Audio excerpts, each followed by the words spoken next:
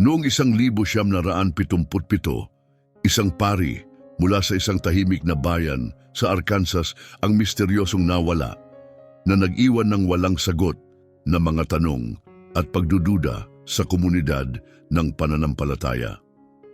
Wala ni isang bakas na natagpuan tungkol sa kanya.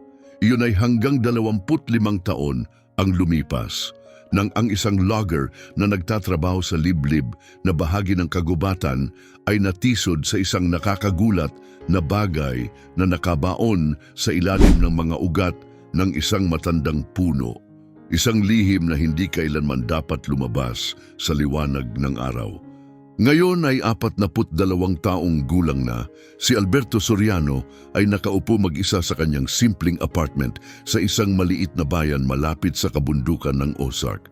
Maaga pa ng Biyernes ng umaga, ang mahina at tuloy-tuloy na ugong ng telebisyon ang tanging tunog sa paligid.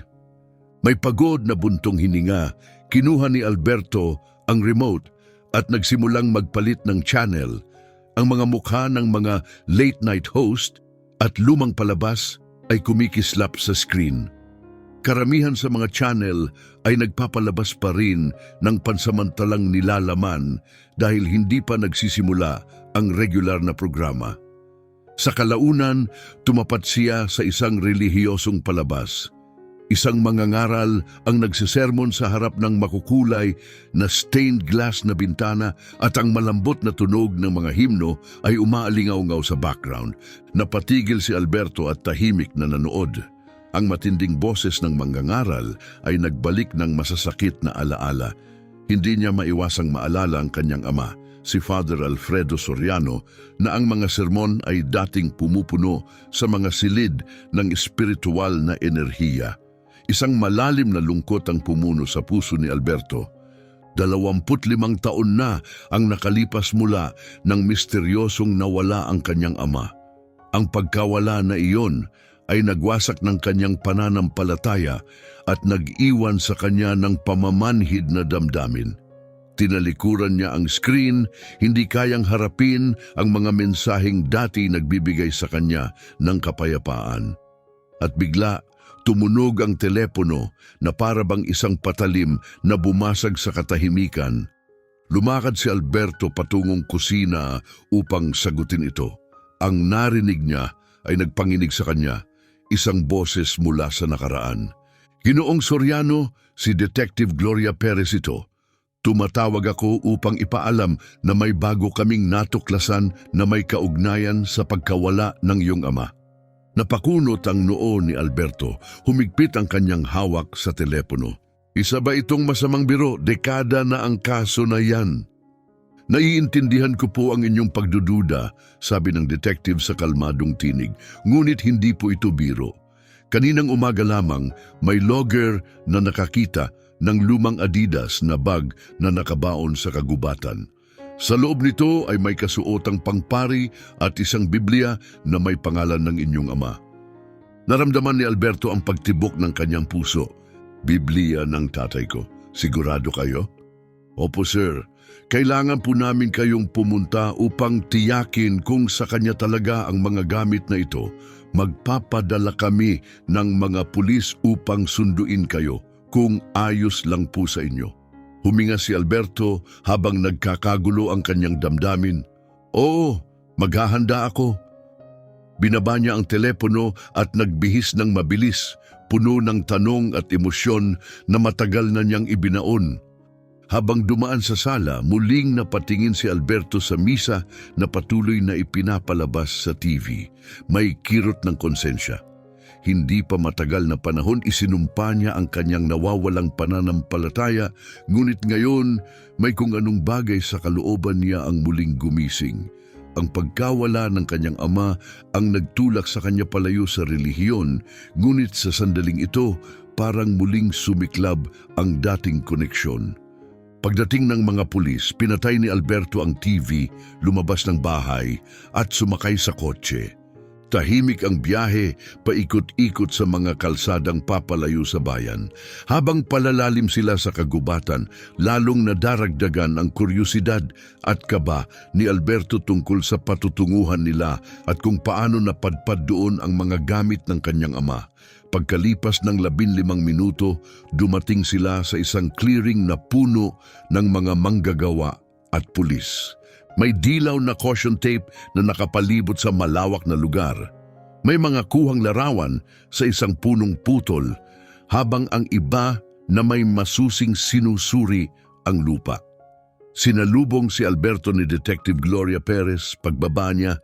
"Salamat sa pagpunta, Ginoong Soriano," sabi niya. "Ito si Ronnie Salazar, ang logger na nakakita sa bag." Matipunong lalaki si Ronnie, may matigas na pangangatawan at pagod ang mga mata. Iniabot niya ang kamay kay Alberto. "Magandang umaga," sabi ni Ronnie. "Pasensya na't ganito pa ang pagkakataon ng pagkikita natin. Pwede mo bang ikwento ang nangyari?" tanong ni Alberto. Tumango si Ronnie at itinuro ang dating puno. "Nagpuputol kami ng puno ng katrabaho ko nang mapansin ko ang kakaibang itsura nito. Gumamit ako ng pala kasi hindi makapasok ang makina sa parte ng gubat na ito at naghukay sa paligid ng mga ugat. Doon ko natamaan ng isang bagay, lumang Adidas na bag na nakabaon." Pinaliwanag ni Ronnie na pagkakita niya sa kasuotang pangpari at Biblia, agad siyang tumawag sa autoridad. Dahan-dahang lumapit si Alberto sa bag na ngayon ay nasa ilalim ng bantay ng pulisya. Huminto siya sa tabi ng puno, hirap pa ring unawain ang kanyang nasasaksihan. "Paano ito nakarating dito?" tanong niya. Kinamot ni Ronnie ang kanyang balbas. "Mukhang matagal na itong puno. Baka may naghukay sa ilalim nito at itinago ang bag, tapos hinayaan na lang mabulok ang puno. Sapat ang lalim para hindi ito basta makita." Tumango si Detective Perez. "Ngayon, sisimulan na naming suriin ang laman nito.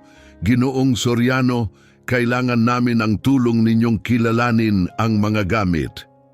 Dinala nila si Alberto sa isang maliit na puting tolda sa tabi. Sa loob, nasa ibabaw ng mesa ang Adidas bag. Maingat itong binuksan ng mga pulis na nakasuot ng gloves. Ang unang bagay na inilabas ay ang Biblia. Sa kabila ng taon sa ilalim ng lupa, nakakagulat na buo pa ito. Magkadikit-dikit ang maraming pahina dahil sa basa, ngunit malinaw pa rin ang harapan nito at mababasa ang isinulat sa unang pahina. Yumuko si Alberto at napatigil sa paghinga. "Kamay ng ama ko yan," mahinang bulong niya habang nakatitig sa pamilyar na pirma sa sulok ng pahina. Maingat na binuksan ng isa sa mga pulis ang likod ng Biblia at kinuha ang isang sulat na nakasingit sa mga pahina. Para itong dasal na isinulat sa kamay. Habang binabasa ni Alberto ang mga kupas na salita, dumaan ang kilabot sa kanyang katawan. Hindi ito isang karaniwang dasal. Ito'y isang pagsusumamo. Isinulat ng kanyang ama ang tungkol sa hindi matagalang sakit at ang tanong kung bakit napakaraming kasamaan sa mundo. Sa huli, nakiusap siya sa Diyos na bigyan siya ng lakas upang labanan ang mga nagtutulak sa kanyang iwan ang kanyang pananampalataya. Naramdaman ni Alberto ang paninikip ng kanyang lalamunan. "Walang duda, sulat kamay ito ng tatay ko," aniya sa mahinang tinig. "Makikilala ko yan kahit saan. Malakas, buo ang pagkakasulat." Malinaw pa rin ang alaala bilang binatilyo, madalas siyang gumugol ng hapon sa silid-aklatan ng kanyang ama. Natututo tungkol sa pananampalataya at sa Biblia habang ginagabayan ng parehong matatag na kamay. Sunod, inusisa ng mga pulis ang kasuotang pangpari. Maingat itong hinawakan ni Detective Perez. "Naniniwala kaming ito'y nakabaon mula pa noong huling bahagi ng dekada 70, paliwanag niya. "Ngayon na natagpuan na natin ito, maaari na tayong magsagawa ng DNA testing. Pero dahil kulang tayo sa pasilidad dito sa bayan, kailangan nating ipadala ang mga sample sa isang state o federal lab." Dahan-dahang hinaplos ni Alberto ang tela, pinalad ang mga daliri sa luma at kupas na damit. Oo, pwede ngang kanya ito. Parang tama ang sukat. Tumitig siya sa mga mata ng detektib. Seryoso. Sang-ayon ako, kailangan ang DNA testing, wika niya. Pagkatapos ay tumigil sandali. May nabubuong pangamba sa kanyang isipan. Sa tingin niyo ba may nanakit sa kanya? Baka pinatay siya? Muling tiningnan ni Detective Perez ang kasuotan. Walang bakas ng dugo o pinsala sa damit, sagot niya. At noong una pa lang, wala ring ebidensya ng foul play. Kung may pumatay nga at nagtangkang itago ito, dapat may mas kapansin-pansing palatandaan. Pero wala kaming natagpuan noon. Tumingin siya kay Alberto, may habag sa mga mata. Posibleng nahirapan ng iyong ama, baka lubos ang dinadalang emosyon. May mga tao na kapag punong-puno na ng sakit, pinipili nilang mawala. Baka tinalikuran niya ang ministeryo at ang sarili niyang pagkakakilanlan kasama ng kasuotang ito. Umiling si Alberto, matatag ang tinig. Hindi mahina ang ama ko.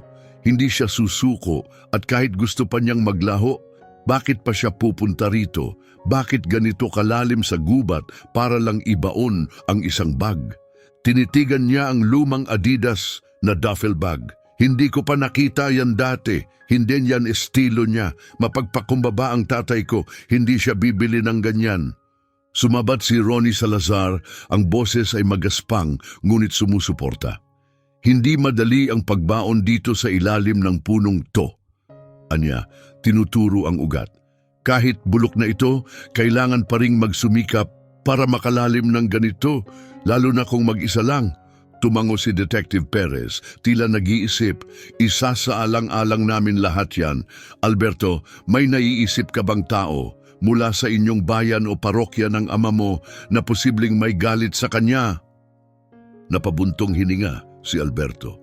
Nasa Ozarks tayo, noong dekada 70, magulo ang lahat. Laganap ang tensyong panlahi, lalo na sa maliliit na relihiyosong bayan tulad namin. Matatag ang paninindigan ng ama ko, pero hindi lahat natuwa na isang pari ang namumuno sa lumalaking simbahan. Pero mabuting tao siya, wala siyang sinaktan. Bahagyang tumango si Detective Perez. Bubuksan namin muli ang lumang kaso at rerepasuhin ang bawat detalye. Sa ngayon, lahat ng posibilidad ay isinasaalang-alang. Habang abala na ang mga pulis sa pag-aayos ng mga ebidensya, tinanong ni Alberto kung maaari siyang bigyan ng kopya ng lahat. Siniguro ng isang pulis na matapos maiproseso ang mga gamit, makatatanggap siya ng lahat ng dokumento, larawan at ulat. Lumapit si Detective Perez kay Ronnie Salazar. Ipinaliwanag na ang bahagi ng gubat na ito ay ituturing na ngayong crime scene. Inihatid si Alberto pabalik sa patrol car pauwi. Pagdating sa apartment, hindi agad pumasok si Alberto. Sa halip, dumiretso siya sa isang silid sa dulo ng pasilyo. Isang lugar na ginaya niya sa silid-aklatan ng kanyang ama. Ilang taon na ang nakalipas mula nang ibenta ang lumang bahay nila, ngunit pinangalagaan ni Alberto ang mga mahahalagang gamit ng kanyang ama. Mga libro, tala-arawan, mga sermon, lahat ay maayos na nakaayos sa ekstrang silid. Binuksan niya ang pinto at pumasok. May alikabok na sa mga estante, pero nasa maayos pa ring kalagayan ang mga sermon notes kahit may katandaan na. Habang binubuklat ang mga aklat, bumaha ang mga alaala ng kabataan. Nagsimula siyang mag-aral ng teolohiya sa kanyang ama noong siya'y 15 taong gulang, natututo ng aral ng Kristyanismo mula sa mga mismong pahinang iyon. Ngayon sa edad na 42, parang alingaw-ngaw na lang ang lahat. Kinuha niya ang ilang kwaderno, bahagyang nanginginig ang mga kamay. Gusto niyang alalahanin ang kanyang ama bilang isang taong may pananalig. Hindi isang taong tatalikod sa kanyang bokasyon o mamamatay sa katahimikan. Ngunit habang nagbabasa, may napansin siyang nakakabahala. Ang koleksyon mula sa taong 1,977, Ang taon na nawala ang kanyang ama ay wala. Hinagilap niya ang lahat, bawat estante, drawer, lumang kahon, pati lumang kasangkapan ng silid ng ama niya ay sinilip. Wala pa rin. Sa isang cabinet malapit sa kama, natagpuan niya ang iba pang mga journal, personal na diaryo ng ama. Pero muli, lahat ay huminto sa 1976. Umupo si Alberto sa gilid ng kama, malalim ang pag-iisip. Kilala niya ang ama, metikuloso, maingat sa pagtatala ng lahat. Kaya't bakit walang kahit anong tala mula 1977? Posible kayang naiwan sa simbahan ng mga ito. Noong pinagbubuklod niya ang bahay noon, lubog siya sa dalamhati. Hindi niya nabigyang pansin ang bawat gamit o aklat. Ngayon tila mahalaga ang pagkukulang na iyon. Matapos ayusin ang silid, kinuha niya ang isa sa mga lumang sermon books. Isinuksok sa ilalim ng kanyang braso at lumabas ng bahay. Babalik siya sa Mount Olive Missionary Church sa unang pagkakataon matapos ang 25 taon. Habang minamaneho ang mga pamilyar na kalsada, bumalik ang mga alaala. Naririnig pa rin niya ang tinig ng ama, umaalingaw-ngaw sa loob ng santuaryo, nagtuturo ng may paninindigan at init. Sa unang pagkakataon sa matagal na panahon, hindi niya pinigilan ang mga alaala. Hinayaan niya itong pumasok. Hinayaan niyang makaramdam. Naalala niya ang katatagan ng paniniwala ng ama, ang moral na paninindigang pinanghawakan nito, at ang pagmamahal sa parokya at sa kanya bilang anak. Makalipas ang 10 minuto, dumating si Alberto sa simbahan. Ang gusali ay mukhang matanda na, mas luma kaysa sa alaala niya noong siya'y 17 taong gulang at sumasama sa lingguhang serbisyo. Dati, sa paningin ni Alberto, ang simbahan ay mukhang maringgal at bago. Ngayon, matapos ang napakahabang panahon, nakatayo siyang muli sa harap nito at huminga ng malalim at dahan-dahan. Hindi niya kailanman inakalang babalik pa siya sa isang simbahan, lalo na sa mismong simbahan kung saan dating nangangaral ang kanyang ama. Maingat niyang itinulak ang pinto at pumasok. Sa kanyang gulat, kaunti lamang ang nagbago. Ang makintab na mga upuang kahoy ay kumikislap pa rin sa ilalim ng malamlam na ilaw, at ang mga stained glass na bintana ay lumilikha ng makukulay na anino sa lumang sahig na bato. Nakatayo pa rin ang pulpito, taas noo at marangal, gaya ng dati. Tahimik na naglakad si Alberto sa gitna ng pasilyo, at doon niya nakita ang isang matandang lalaki na nakatayo malapit sa altar. Lumingon ang lalaki at ngumiti ng mainit. "May maitutulong ba ako, hiho?" "Sana po," sagot ni Alberto. "Hinahanap ko po ang sinuman na maaaring nakakakilala sa aking ama." Maingat na ipinakilala ng lalaki ang sarili, si Father Harold Whitmore. Agad na tumimo sa alaala ni Alberto ang pangalan. Nakilala niya ang lalaki sa kabila ng mga bakas ng panahon sa mukha nito.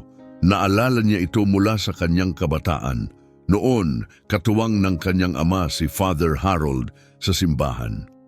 "Ako po si Alberto Soriano," wika niya, anak ni Father Alfredo Soriano. Nagbago ang ekspresyon ni Harold mula sa magalang na pagkamausisa patungo sa gulat at pagkilala. Hindi niya agad na iuugnay ang lalaking nasa harap niya sa batang huling nakita niya mahigit 20 taon na ang nakalilipas. "Alberto, Diyos ko, ikaw nga ba talaga ito?" Wika niya may halong emosyon. "Hindi ka na namin nakita simula nang mawala ang tatay ko," mahinahong sagot ni Alberto. 25 taon na ang lumipas. Tumango si Father Harold at bumigat ang hangin sa pagitan nila. "Kumusta ka na, hiho? Miss ka na ng lahat dito?" "Ang pananampalataya ko ay halos gumuho nung nawala ang ama ko," pag-amin ni Alberto. "Sa totoo lang, nahihirapan pa rin ako." Dahan-dahang tumango si Harold, nauunawaan ang bigat ng ganong sakit. Biglang bumukas ang pinto sa likuran at isa pang matandang lalaki ang pumasok sa santuwaryo. Tumalikod si Father Harold at tinawag, Father Carlos Langston, tingnan mo kung sino ang dumalaw. Lumapit si Father Carlos, isa pang matagal ng tagapaglingkod ng simbahan, may halong gulat at tuwa. Mainit siyang tinanggap ng dalawa at tinanong kung ano ang nagdala sa kanya pabalik. Ikinuwento ni Alberto ang nangyari sa kagubatan, ang pagkakatuklas sa bag, sa kasuotang pangpari, sa Biblia, at ang pagbubukas muli ng kaso ng mga investigador. Iniisip nila na maaaring nagpakamatay siya o tuluyang nilisan ang kanyang bokasyon, wika ni Alberto, mababa ang boses. Kailangan kong malaman ang katotohanan, kayo ang mga huling nakasama niya. Sa tingin niyo ba, magagawa niya yon? Nagkatinginan ang dalawang pare, wala agad na sumagot. Sa wakas, wika ni Father Harold, ang iyong ama ay isa sa pinakamabait at pinakamatapat na taong nakilala ko. Matatag siya sa pananampalataya at higit na marunong sa kanyang panahon.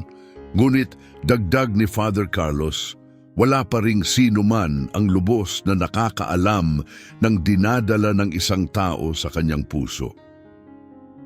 Anong nagtulak sa iyong magtanong ngayon? Tanong ni Harold.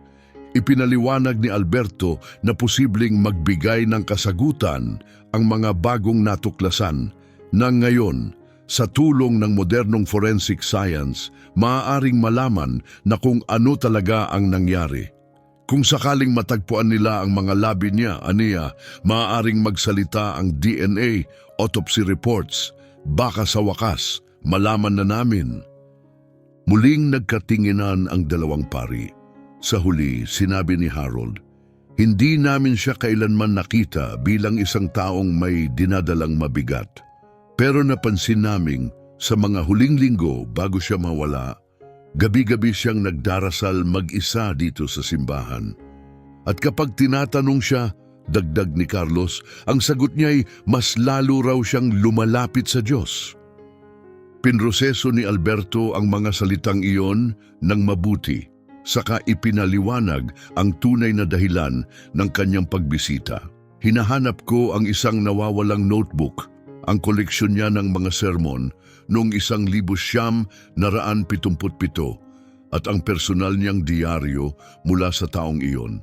Lahat ng journal at notes niya ay buo pa, maliban sa mga mula sa taong siya'y nawala. Kinuha niya ang isang notebook mula sa kanyang bag, isa sa mga lumang volume na dala niya bilang halimbawa. Ganitong-ganito ang itsura, sabi niya. Maingat itong tiningnan ni Harold at Carlos. Hindi pa namin nakita ang mga ito noon, pag-amin ni Harold.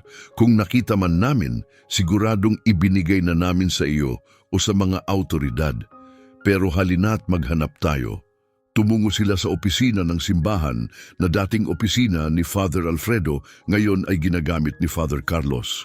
Sinimulan nilang halughugin ang mga estante, cabinet at lalagyan, naghahanap ng kahit anong bagay mula sa taong iyon. Nang walang makita, lumipat sila sa maliit na aklatan ng simbahan. Halos 1 oras silang naghalughug ng mga estante, drawer at mga lumang kahon. Inilapag ni Alberto ang reference notebook sa mesa, nakatutok habang binubuklat ang bawat folder at binder. Ngunit sa huli, wala silang natagpuan, wala ni isang bakas ng mga tala mula 1977. Nagpasalamat si Alberto sa kanila, humihingi ng paumanhin sa abala. Kahit wala tayong nakita, taos puso akong nagpapasalamat sa inyong oras, wika niya. Bago umalis, bumalik muna siya sa santuwaryo at lumuhod sa isa sa mga upuan. Matagal na mula nang huli siyang nanalangin ng ganito. Hindi madaling sabihin ang mga salita. Kung tunay kang naroroon, kung talaga kang nabuhay muli gaya ng sinasabi sa kasulatan, pakiusap, tulungan mo akong maunawaan kung ano ang nangyari sa aking ama, bulong niya. Tumayo siya, lumabas ng simbahan at bumalik sa kanyang sasakyan. Sa sobrang pag-iisip at damdaming bumabalot sa kanya, hindi niya napansin na naiwan niya ang sermon notebook ng kanyang ama sa mesa ng aklatan. Habang nagmamaneho pa uwi, muling bumalik sa isip ni Alberto ang usapan nila ng mga pari. Hindi siya matahimik, ang mga gabing nag-iisa sa panalangin, ang tila tagong pagdurusa, ang matinding espiritual na damdamin ng kanyang ama sa mga huling araw nito. Posible kayang pinili nga nitong lumisan o mas malala, kitilin ang sariling buhay.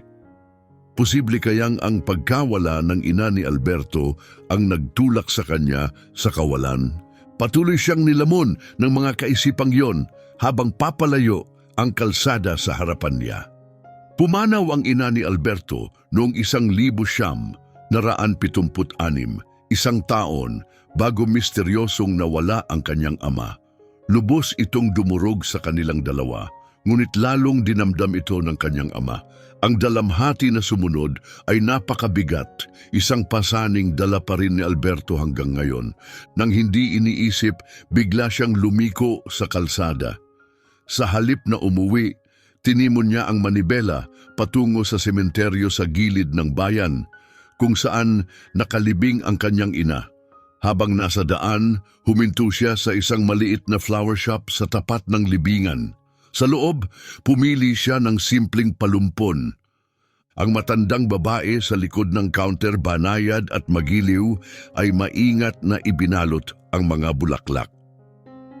"May espesyal na okasyon ba, iho?" tanong niya. "Wala po," mahinang sagot ni Alberto. "Bibisita lang ako sa nanay ko. Matagal na mula noong huli." Tahimik ang sementeryo sa papalubog na araw. Ang mga hanay ng nicho ay nakahanay sa maayos na damuhan. Ang mga pangalan ay kalahating natatakpan ng anino ng naglalakihang punong oak. Mabagal na naglakad si Alberto sa pamilyar na daan, bawat hakbang ay muling bumubuhay ng alaala. Dumating siya sa puntod Gloria Soriano, mapagmahal na ina at asawa. Lumuhod siya, inilapag ang bulaklak sa paanan ng lapida at umupo sa damuhan gaya ng nakagawian niya noon kapag kailangan niya ng kausap. Sa panahong parehong wala na ang kanyang mga magulang. "Hay ma," bulong niya, "ang tagal na." Nagsalita siya sa lapida na parabang naririnig pa siya ng kanyang ina. Ikinuwento niya ang kakaibang natuklasan sa gubat, ang kasuotang pangpari, ang Biblia, ang biglaang pagbabalik ng mga tanong na matagal na niyang ibinaon. Ibinahagi niya kung paanong bumalik siya sa simbahan sa unang pagkakataon sa loob ng 25 taon at kung gaano siya nalilito ngayon. "Hindi ko alam kung ano talaga ang nangyari kay Dad," amin niya. "Matagal na akong galit sa kanya, sa Diyos, sa lahat. Pero ngayon, gusto ko lang maunawaan. Yun lang." Habang tahimik siyang nakaupo, biglang may narinig siyang paghikbi. Mahina lang, pero malinaw. Isang batang umiiyak. Tumayo si Alberto at sinundan ang tunog, nilampasan ang ilang hanay ng libingan hanggang sa makita niya ang isang batang lalaki na nakaupo sa ilalim ng puno, nakasandal sa puno at may luha sa pisngi. Maingat siyang lumapit upang hindi ito mabigla. "Uy, ayos ka lang ba, bata?" malumanay niyang tanong. Tumingala ang bata, basa ng luha ang mga pisngi. Hindi siya maaaring higit sa 10 taong gulang. "Anong pangalan mo?" tanong ni Alberto ng marahan. Suminghot ang bata. Mario Hark." Lumuhod si Alberto sa tabi niya. "Nasaan ang mga magulang mo, Mario?" Hindi sumagot ang bata. Sa halip, itinuro niya lang ang isang kalapit na nicho. Naramdaman ni Alberto ang paninikip ng dibdib. "May kasama ka bang guardian o kamag-anak dito?" Tahimik muli, wala ring sagot. "Kung gusto mo, maari kitang ihatid pa uwi," alok ni Alberto. "Hindi ka dapat nag-iisa rito." Nanginginig ang tinig ng bata. "Pakiusap, huwag mo akong dalhin sa bahay. Ayaw sa akin ng tiyuhin at tiyahin ko." Tumimo sa puso ni Alberto ang mga salitang iyon. Matapos pumanaw ang kanyang ina at mawala ang kanyang ama, inalagaan din siya ng tiyuhin at tiyahin na tila inari lang siyang pasanin. "Naiintindihan kita," wika niya, mababa ang tinig, puno ng pakikiramay. "Seryoso ako. Pwede kang sumama sa akin saglit, pero may maghahanap sa'yo." Maingat niyang inilapat ang kamay sa balikat ni Mario. at agad niyang naramdaman ang matinding init mula sa suot nito. "May lagnat ka," bigla niyang sinabi. "Mainit ang katawan mo. Kailangan ka nating dalhin sa doktor." Nagpanik ang bata. "Huwag po pakiusap. Ayoko pong umuwi." Umiling si Alberto. "Hindi kita dadalhin sa bahay niyo, pero kailangan ka naming dalhin sa ospital. Matutulungan ka nila doon." Nag-alinlangan ng bata. Pwede po ba tayong pumunta sa simbahan na lang?" Napakunot ang noo ni Alberto. "Mas makabubuti kung sa ospital. May gamot sila para pababain ang lagnat mo." "Nung may sakit ako dati," mahina at halos bulong ni Mario, "pumupunta si Mama sa simbahan at kumukuha ng Holy Communion. Dinadala niya sa bahay, ipinagdadasal ako at gumiginhawa na ako." May kung anong kumislot sa puso ni Alberto. Naalala niyang sila mismo ng kanyang ama ang naghahanda ng ganitong uri ng Holy Communion, mga hostya at ubas na juice. Para sa mga may sakit na di makadalo ng misa, isa ito sa mga bagay na sagrado para sa kanyang ama. "Alam ko yan," sagot ni Alberto. "Ganyan din ang ginagawa ng tatay ko. Siya ang pari sa Mount Olive Missionary Church." Sandaling natahimik si Alberto. Pagkatapos nagpasya, "Sige, ganito na lang. Dadalhin muna kita sa ospital para mapatingnan ka. Habang nandoon ka, babalik ako sa simbahan at kukuha ng Holy Communion. Sabay nating tatanggapin. Ayos ba yun?" Nag-alinlangan si Mario pero dahan-dahang tumango. Habang naglalakad sila pabalik sa kotse, biglang parang may sumuntok sa sikmura ni Alberto. Naalala niyang naiwan niya ang sermon notebook ng kanyang ama sa simbahan. Inilapag niya ito sa mesa habang naghahanap kanina at hindi na nakuha. "Naiwan ko yung notebook ni Dad," bulong niya sa sarili. Inis. "Kailangan kong balikan yon mamaya." Sa ospital, ipinaliwanag ni Alberto ang sitwasyon sa staff ng intake. Hindi niya alam ang eksaktong address ng bata, pero umaasa siyang may makitang impormasyon sa system. Agad na inasikaso si Mario dahil sa mataas na lagnat. Bago siya itulak papasok ng emergency room, tumingin si Mario kay Alberto. Pagod ang mga mata. "Nangako ka sa communion?" "Hindi ko nakakalimutan," malumanay na sagot ni Alberto. "Babalik ako, pangako." Nanatili siya upang tapusin ang mga kinakailangang papeles at sinigurong masagot ang gastusin ng bata. Pagkalabas niya, unti-unti nang lumulubog ang araw sa likod ng mga gusali. Kulay, dapit hapon na ang langit. Muling nasa kotse, kinuha ni Alberto ang kanyang telepono at nagsimulang maghanap sa mga kontak ang numero ng simbahan. May pangako siyang kailangang tuparin.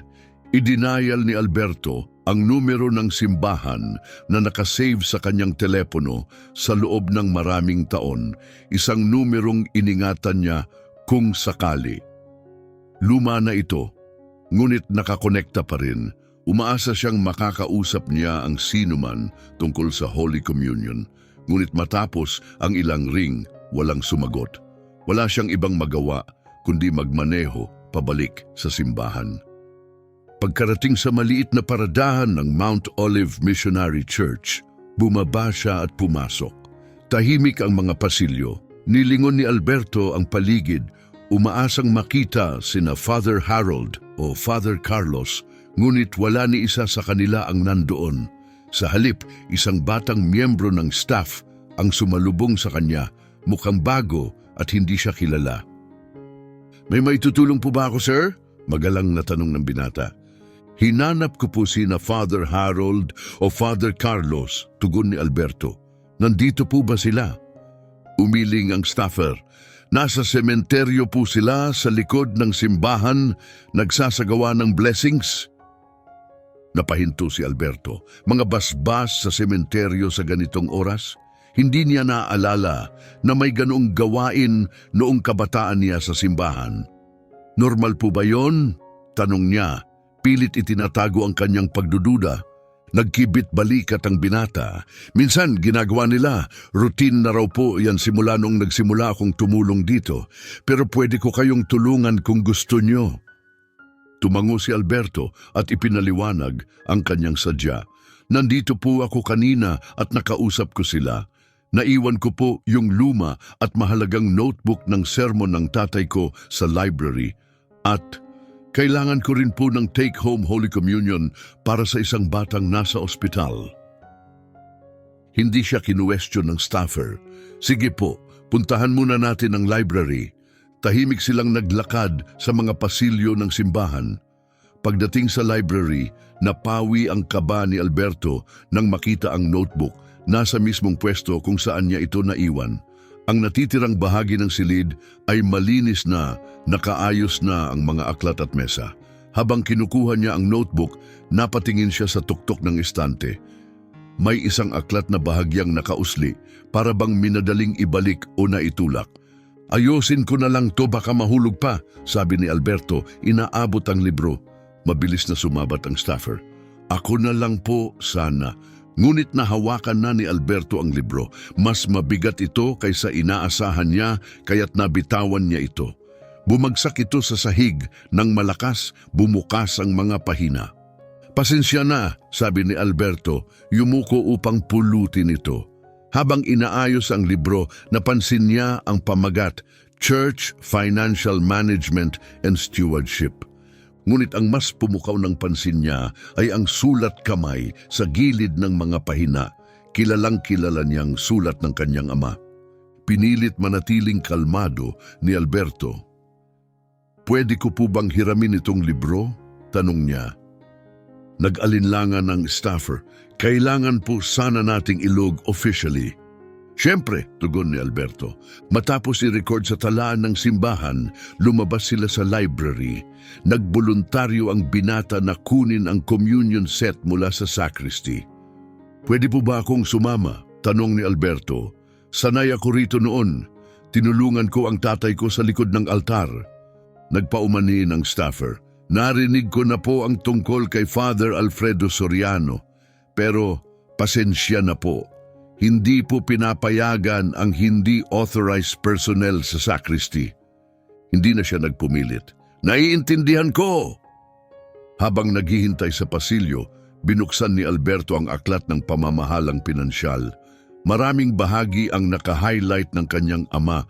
Karamihan ay tungkol sa etikal na pananagutan ng mga pinuno ng simbahan. Isang partikular na seksyon, ang guhit na guhit. Minamasdan ng Diyos kung paano natin hinahawakan ang kanyang yaman. Ang pagiging katiwala ay hindi lang tungkol sa numero, ito'y tungkol sa integridad, pananagutan, at sa sagradong tiwalang ipinagkakaloob sa mga pinunong espiritual. Sa gilid, may isinulat ang kanyang ama, sumagot muna sa Diyos, saka sa mga tao. Habang patuloy niyang binubuklat, may isa pang bagay ang nakatawag ng pansin niya, mahinang marka ng lapis, bahagyang binura. Kilala niyang palaging madiin magsulat ang kanyang ama, kaya't kahit burado, naiwan ang bakas. Inilapit niya ang pahina sa ilaw at dahan-dahang naaninag ang mga pangalan, Harold Whitmore, Carlos Langston, parehong nakabilog, may kasunod na mga tandang pananong. Malapit doon may seksyon tungkol sa pag-abuso sa pondo ng simbahan na naka-underline. May mga tala sa gilid kung paano dapat harapin ang kataksilan, may kabutihan, ngunit may katotohanan at katapangan din. Marahang isinara ni Alberto ang libro, mabilis ang tibok ng puso. Posible kayang pinaghinalaan ng kanyang ama ang mga pari mismo na kasama niya sa gawain? May nadiskubre ba siya tungkol sa maling pamamahala sa simbahan? Mula sa bintana malapit sa kanya, napansin niya ang dalawang aninong nakatayo sa sementeryo. Sa dapit hapon, natukoy niyang sina Father Harold at Father Carlos iyon. Nakatayo sila sa gitna ng mga puntod, mabagal, at tila maingat ang kilos. Dumating ang staffer, dalang isang maliit na bag na may telang pambalot. Narito na po, sir. Handa na ang communion set. Salamat, sagot ni Alberto, buong pasasalamat. Pagkatapos, sa tila kaswal na paraan, nagtanong siya, alam mo ba kung ano mismo ang ginagawa nila sa sementeryo? Sinundan ng staffer ang kanyang tingin. Nagbe-blessing lang po sila ng mga puntod gaya ng sabi ko. Matagal na po sila roon. Di ko alam anong oras nagsimula. Nasa baba po kasi ako at naglilinis bago kayo dumating. Magalang na tumango si Alberto. Salamat muli, malaking tulong ka. Hawak ang notebook ng kanyang ama sa isang braso, ang hiniram na aklat sa kabila at ang Holy Communion kit sa kamay. Lumabas siya sa simbahan, kasabay ng paglamig ng hangin sa dapit hapon. Ngunit may kung anong hindi maipaliwanag, habang papalapit sa kotse, napatigil siya. May nakakakapit na pakiramdam ng pangamba na ang simbahan, ang mga pari at ang sementeryo ay may katotohanang hindi pa sinasabi ng lantaran. Tumigil siya. Sa halip na umalis, tumalikod si Alberto at naglakad papunta sa sementeryo. Kailangan niyang kausapin sina Father Harold at Father Carlos, hindi para lang magpaalam, kundi para itanong ang mga tanong na matagal na niyang ikinukubli. Ang plano ni Alberto ay simpleng pasasalamat lamang at marahil makuha ang pakiramdam kung paano magre-react ang mga pari sa kanyang biglaang pagbabalik. Tumawid siya sa maliit na damuhan na naghihiwalay sa simbahan at sementeryo habang unti-unting lumalamig ang hangin at humuhupa ang liwanag ng araw. Ngunit habang papalapit, napatigil siya. Sa malabong liwanag ng dapitapon, malinaw niyang nakita si Father Carlos na kayuko sa isang bagong hukay, ibinabalik ang lupa gamit ang pala. Sa di kalayuan, nakatayo si Father Harold, hawak ang isang malaking bag. Wala ni isa sa kanila ang tila nakapansin sa paglapit ni Alberto. "Magandang gabi," tawag ni Alberto, sadyang nilakasan ng boses upang hindi sila mabigla. Kapwa sila napatayo at napalingon. Kitang-kita ang pagkagulat sa kanilang mga mukha at sa sandaling yon may isa pang bagay na nakita si Alberto, pangamba. "Alberto," ani Father Harold, ang tinig ay mas mataas kaysa karaniwan. "Anong sadya mo rito?" "Pasensya na kung nagulat ko kayo," sagot ni Alberto ng kalmado habang papalapit. "Binalikan ko lang yung notebook na naiwan ko sa library at para kunin ang take-home communion para sa isang batang may sakit sa ospital." Tinuro niya ang pala sa kamay ni Father Carlos. "Anong ginagawa niyo rito ng ganito katagal?" Nagkatinginan ang dalawang pari, mabilis at halatang nerbiyoso. Naglinis ng lalamunan si Father Harold.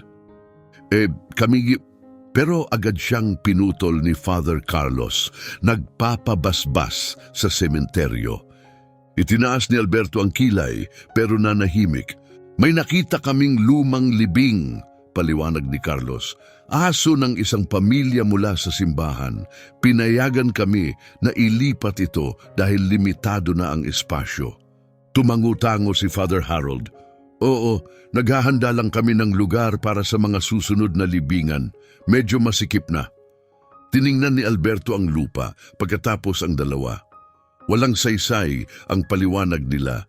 Bakit kailangan ilipat ang libing ng isang alagang hayop sa dilim? Ngunit pinigilan niya muna ang kanyang hinala. "Ganun ba?" wika niya. Ayoko kayong gambalain. Gusto ko lang ipaalam na nakuha ko na ang aklat."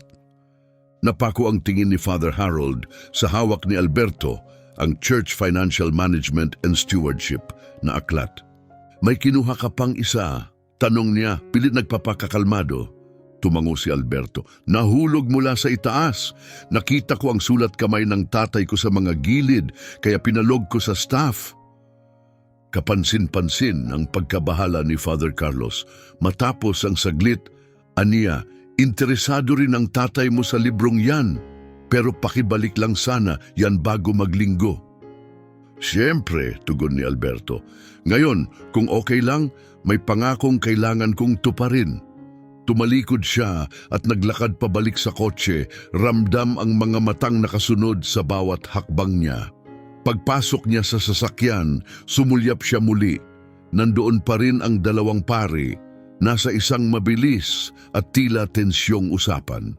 Ang kanilang matitigas na postura at kumpas ng kamay ay hindi tugma sa isang simpleng paglilipat ng libing ng aso. Hindi pa pinaandar ni Alberto ang sasakyan Nanatili siyang nakamasid. Ngunit bago siya makaalis, tumunog ang kanyang cellphone. Tumatawag ang ospital. Mr. Soriano, ito po si Nurse Salazar mula sa County General. Anang tinig.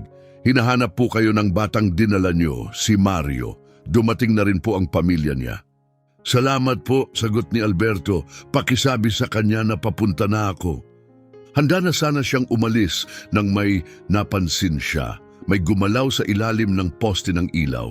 Si Father Carlos ay tumawid sa sementeryo at isinakay ang pala at ang malaking bag sa likod ng kanyang kotse. Ilang sandali pa, pumasok siya sa driver's seat at mabilis na umalis, dumaan sa likurang daan ng sementeryo. Si Father Harold naman ay pumasok muli sa simbahan sa likurang pinto. May sigaw ang kutob ni Alberto, may mali. Pinaandar niya ang makina, ngunit sa halip na dumiretso sa ospital, sinundan niya ang direksyon ng sinakyan ni Father Carlos. Kakaiba ito, ang daan ay hindi papunta sa residential area. Patungo ito sa liblib na kagubatan at paikot-ikot na daang bundok. Bakit siya magdadala ng bag at pala doon, lalo na kung abo ng alagang hayop lang ang laman? Halos hindi na nag-isip si Alberto. Agad niyang tinawagan si Detective Gloria Perez. Detective, si Alberto Soriano ito, wika niya agad. Mr. Soriano, ayos lang ba kayo? Hindi ko sigurado, sagot niya. Ang mata nakatutok sa mga tumatalim na ilaw sa unahan. Sinusundan ko si Father Carlos Langston mula sa Mount Olive. Nahuli ko sila kanina ni Father Harold sa sementeryo, nagbubungkal. Sabi nila paglilipat lang ng libingan ng aso. Pero ngayon, papasok siya sa kagubatan, may dalang pala at mabigat na bag, hindi makatuwiran. Sandaling natahimik si Perez sa kabilang linya. Mr. Soriano, maring sabi ng detective, huwag niyong ituloy ang pagsunod. Umikot kayo ngayon din. Kami na ang bahala. Hindi ko siya pwedeng pakawalan, sagot ni Alberto, humigpit ang hawak sa manibela. May tinatago siya. Ramdam ko. Maaaring nasa panganib siya o tinatakpan niya ang isang bagay na may kaugnayan sa pagkawala ng tatay ko. Mariing wika ni Alberto. Alam kong parang walang basehan ito, pero may matibay akong dahilan para maniwala na may nangyayaring mas malalim. Hindi ako pwedeng umurong ngayon, hindi hanggang dumating ang mga pulis.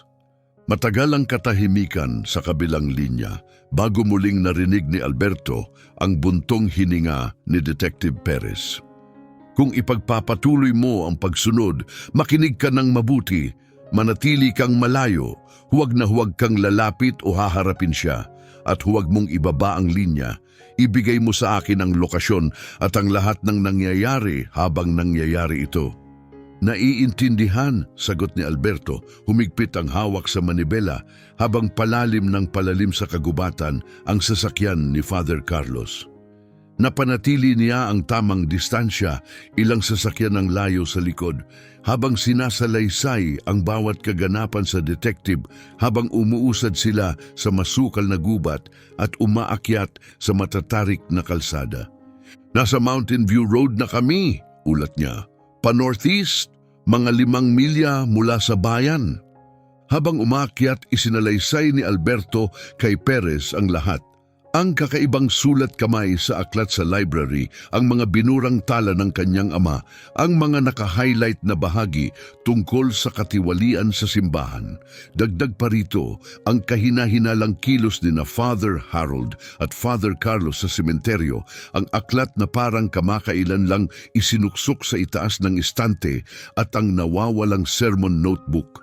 Maraming bagay ang hindi nagtutugma, ani Alberto. May gustong magpatago ng notebook na iyon at ngayon papunta sa kagubatan si Carlos, dala ang pala at isang bag. Ang mga pulis ay mga 10 minuto na lang mula sa kinaroroonan mo, sagot ni Perez. Huwag kang lalabas ng sasakyan, ulitin ko, huwag kang makikialam. Lalong kumipot ang daan, liku-likong tumatakbo sa gilid ng bangin. Umakyat na kami, wika ni Alberto. Walang bahay dito, kagubatan lang at ilang view decks.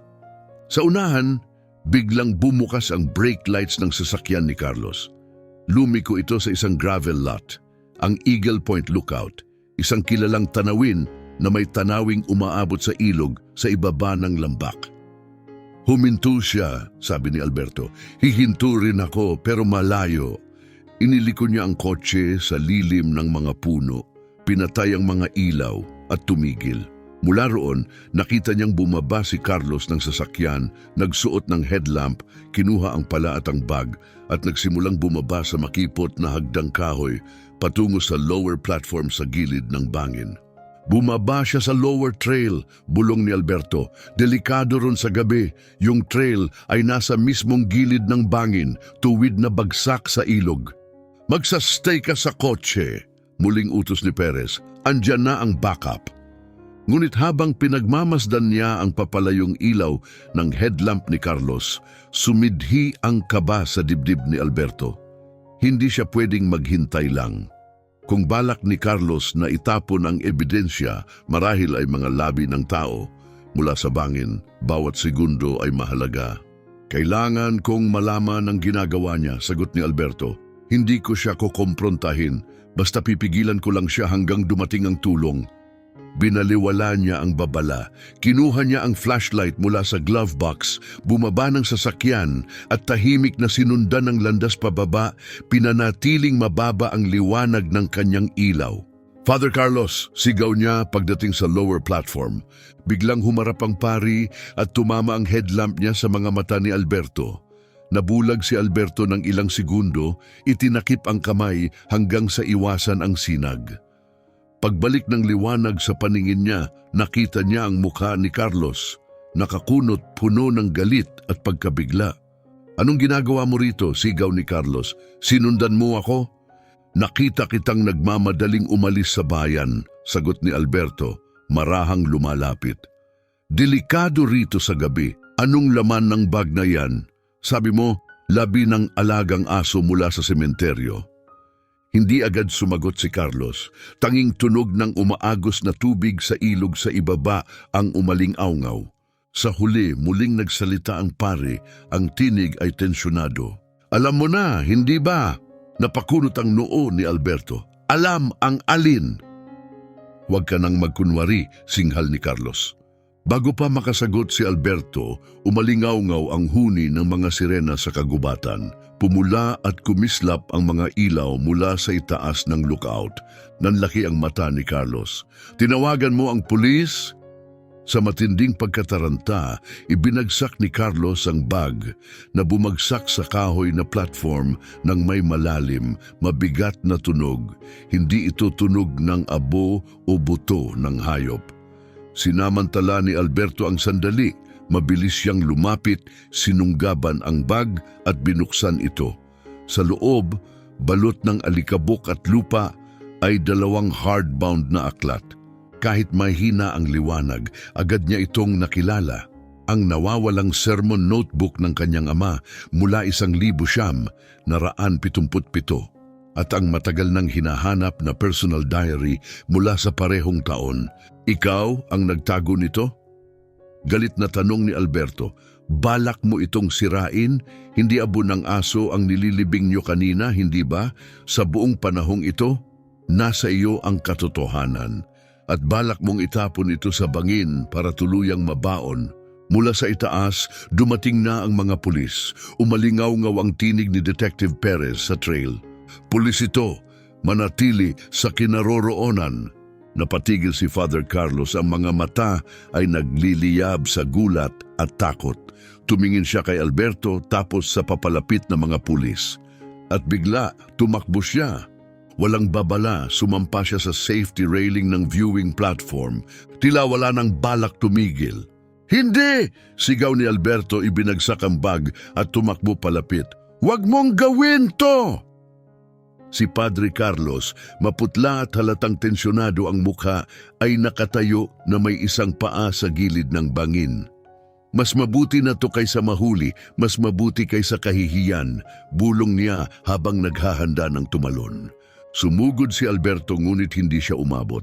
Habang yumuyuko na si Padre Carlos papunta sa bangin, 2 pulis ang mabilis na bumaba sa hagdan at sinunggaban siya. Hinawakan nila ang kanyang mga braso habang papunta na siya sa pagkahulog at hinila siya pabalik ng buong lakas kahit pa pilit siyang nagpupumiglas. Hindi ka basta-basta makakaharap sa Diyos mo, malamig na sabi ng isang pulis. Dito ka muna hahatulan. Habang pinipigilan siya, nag-radio si Detective Perez para sa dagdag na puwersa. Magpadala agad ng team sa simbahan. Iaresto si Padre Harold Whitmore, malamang kasabwat siya. Agad na sinigurado ng mga pulis ang lugar. Kinuha nila ang nahulog na bag at ang mga laman nito. Binasa kay Carlos ang kanyang karapatan at isinakay sa likod ng patrol car. Ang mukha niya ay punong-puno ng pagkatalo at takot. Lumapit si Detective Perez kay Alberto na nanginginig pa rin dahil sa pangyayari. Sabi ko sa iyo, huwag mo siyang sundan, mariin niyang sabi. Ngunit ang kanyang pagiging istrikto ay napalitan ng pagkaunawa. Nauunawaan ko kung bakit mo ginawa.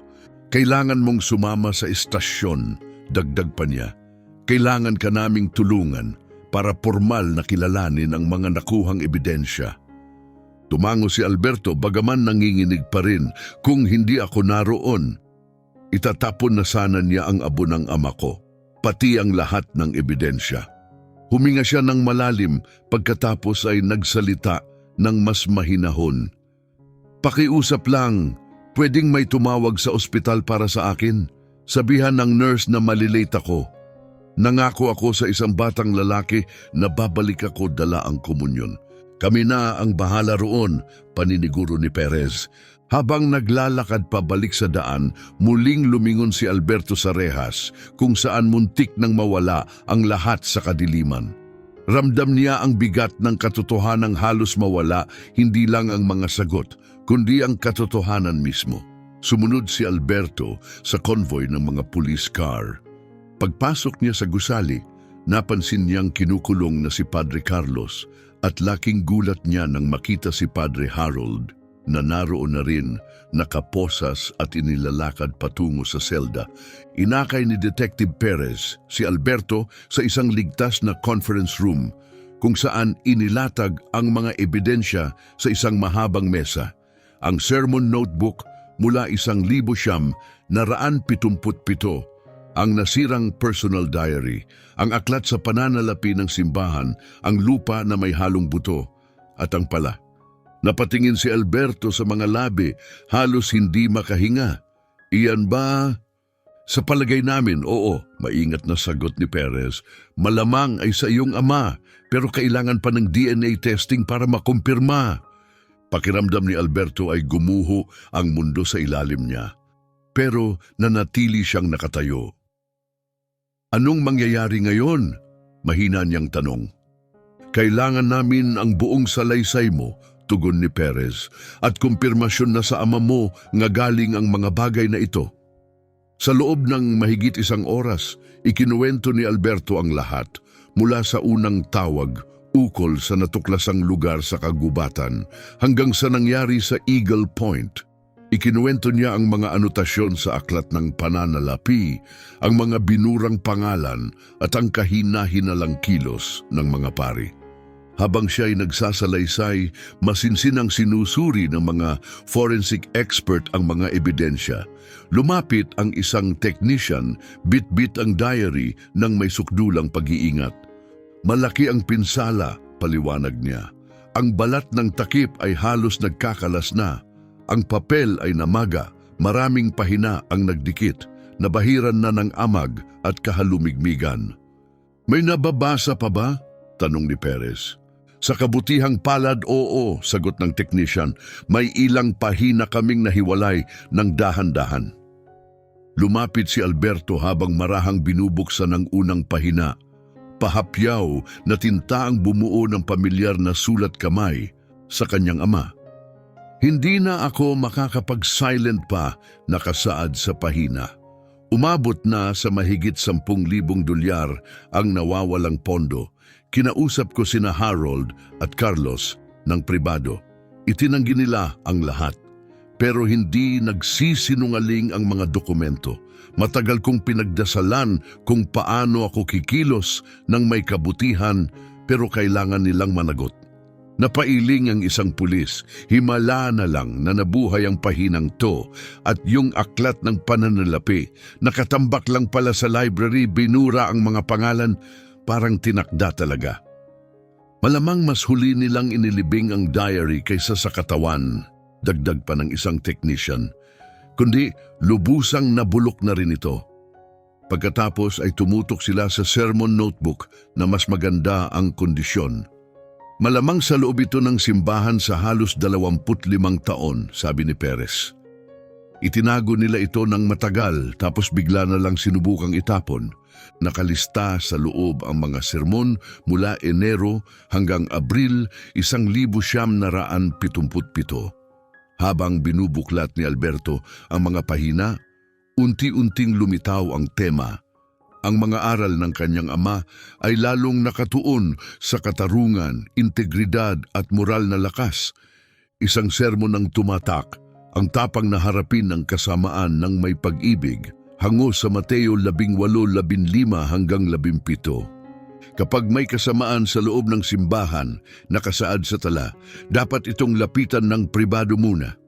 Kung hindi mareresolba, kasama ang mga saksi.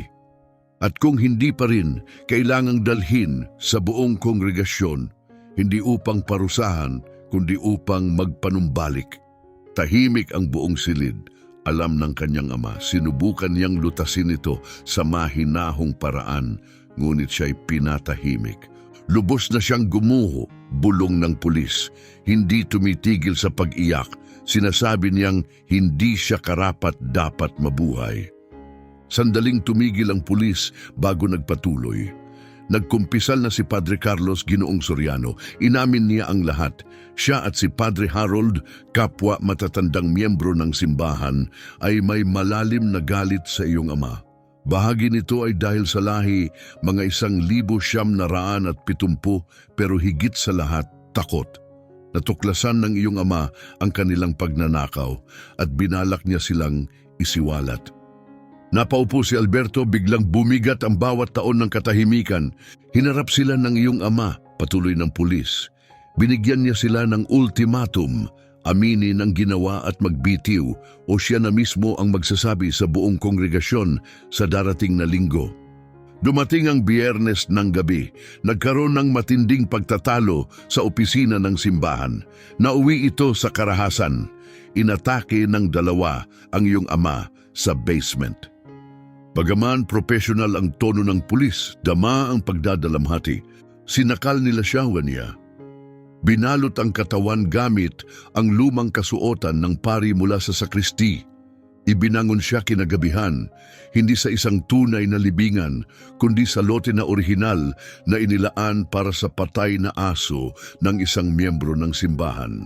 Mababaw, walang marka, nakatago sa ilalim ng mga ugat ng puno. Pumikit si Alberto, sumakit ang tiyan niya sa ideya ng kung gaano kalamig nilang itinago ang isang karumal-dumal na krimen. Upang itago ang ebidensya, dagdag ng pulis, ipinagbalot nila ang kanyang kasuotan, Biblia at iba pang gamit sa isang lumang Adidas duffel bag. Gumamit sila ng pondo ng simbahan para bayaran ang isang tao na ibaon ito sa ilalim ng isang guwang na puno, malalim sa gubat. Malayo pero matutunton, isang lugar na akala nila'y hindi nahahanapin ng sinuman. Lunok ni Alberto ang bigat. Sa lahat ng taon na ito, wala man lang nagtaka. Lumapit si Detective Perez. Ginamit nila ang kanilang katungkulan at reputasyon upang pigilan ang investigasyon. Ipinakalat nilang kusa siyang umalis na hindi niya nakayanan ang lungkot sa pagkamatay ng iyong ina. At ang bayan, nahati na rin noon, ay hindi na nagtulak ng katarungan. Marahang ipinatong niya ang kamay sa balikat ni Alberto. Ang paraan ng pagkakatuklas mo sa lahat ng ito, parang may mas mataas na gabay. Hindi agad sumagot si Alberto. Nakatingin siya sa sermon notebook. Ang sulat kamay ng kanyang ama, matatag pa rin, puno ng paninindigan. Harapin ang kasamaan gamit ang pag-ibig at katotohanan. Sa huling mga araw nito, pinili ni Alfredo Soriano ang prinsipyo kaysa katahimikan, ang habag kaysa pagtakpan ng kasalanan. Anong susunod na mangyayari? Tanong ni Alberto sa wakas. Kakasuhan sila ng pagpatay, pagtangkang hadlangan ng hustisya at pandarambong, sagot ni Perez. Sa kumpisal ni Carlos at sa pisikal na ebidensya, malamang ay habambuhay na pagkakakulong ang kakaharapin nila. At ang tatay ko, kapag nakumpirma ng DNA testing, malumanay niyang tugon, maaari mo na siyang bigyan ng marapat na libing na ipinagkait sa kanya noon. Tumango si Alberto, namumuo ang luha sa kanyang lalamunan. Sa wakas matapos ang 25 taon, malalaman na ng mundo ang katotohanan. Hindi tumakas ang kanyang ama. Hindi niya iniwan ang pamilya. Tumindig siya para sa tama at binayaran ito ng kanyang buhay. Banal na pakikialam, bulong ni Alberto, tinitingnan ang mga ebidensyang nakalatag sa mesa. Siguro nga, nang matapos ang lahat sa istasyon, nagtungo si Alberto sa ospital. Gabi na at lampas na sa oras ng pagbisita. Ngunit nang ipaliwanag niya ang nangyari, malugod siyang pinapasok ng mga nurse. Sa silid ni Mario, nakaupo na ang batang lalaki sa kama, maputla pero mas malakas ang anyo. Nakaupo sa tabi niya ang kanyang tiyahin at tiyuhin, pagod ang mga mukha ngunit puno ng malasakit. Kayo po ba si Ginoong Soriano? Tanong ng babae, tumayo upang batiin siya. Ikinwento ni Mario ang ginawa ninyo. Salamat sa pagdala sa kanya rito. Mainhing kinamayan ni Alberto ang babae. Masaya akong nakatulong ako. Masinsinang tumingin ang kanyang asawa. Soriano, gaya ni Padre Alfredo Soriano, yung pari na nawala. Mabigat na tango ang isinagot ni Alberto. Ama ko siya, parang pamilyar na nga ang pangalan, ani ng lalaki. Malaking balita yon dito noon, kahit lumipas na ang mga taon. Mula sa kama, tumingala si Mario, mas maliwanag ang mga mata. Nasaan ka? Tanong niya. Naghintay ako. Ngumiti si Alberto at umupo sa tabi ng kama. Pasensya na kung natagalan ako. May mahalaga lang na nangyari, kailangan kong tumulong sa mga pulis. Pulis ka ba? Tanong ni Mario. Nanlalaki ang mata. Mahinang natawa si Alberto. Hindi, isa lang akong taong nasa tamang lugar sa tamang oras. Kinuha niya mula sa kanyang coat ang maliit na telang bag, ang communion set. Nag-alinlangan ang tiyahin ni Mario, walang pari rito para mamuno. Tiningnan siya ni Alberto, hindi ako pari ni hindi ako perpekto, pero naniniwala ako na ang pananampalataya ay hindi nangangailangan ng titulo. Nandito ang Diyos. Nakikinig siya kahit hindi natin mahanap ang tamang salita. Tinitigan siya ng babae sa kabahagyang tumango. May paggalang, binuksan ni Alberto ang bag at maingat na inayos ang mga elemento sa tray sa itaas ng kama ni Mario. Binigkas niya ang mga pamilyar na salita, mga salitang madalas niyang marinig sa kanyang ama. Hinati niya ang tinapay at ibinahagi ito. Ibinuhos ang katas ng ubas at iniabot sa bawat isa. At sa tahimik na silid ng ospital, napapalibutan ng mahihinang tunog ng mga makina. Sama-sama silang tumanggap ng komunyon.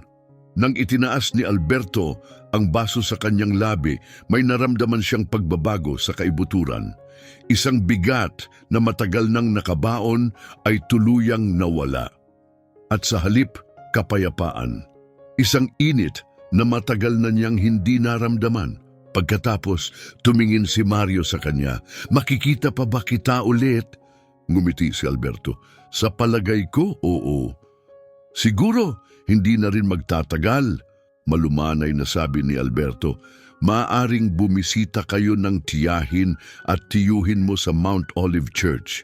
Pakiramdam ko, kakailanganin nila ng mabubuting tao sa mga darating na araw.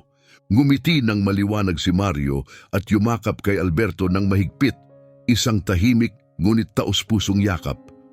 Gusto kong lumaking mabait katulad mo, bulong niya. Kinagabihan, habang lumalabas si Alberto sa ospital at papunta sa kanyang kotse, tumigil siya sa ilalim ng malawak at tahimik na kalangitan.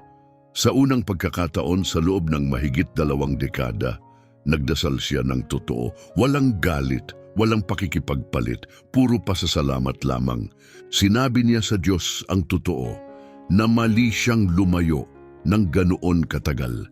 Inilaan niya ang maraming taon sa pagkamuhi sa katahimikan, sa sakit, sa mga tanong na walang kasagutan.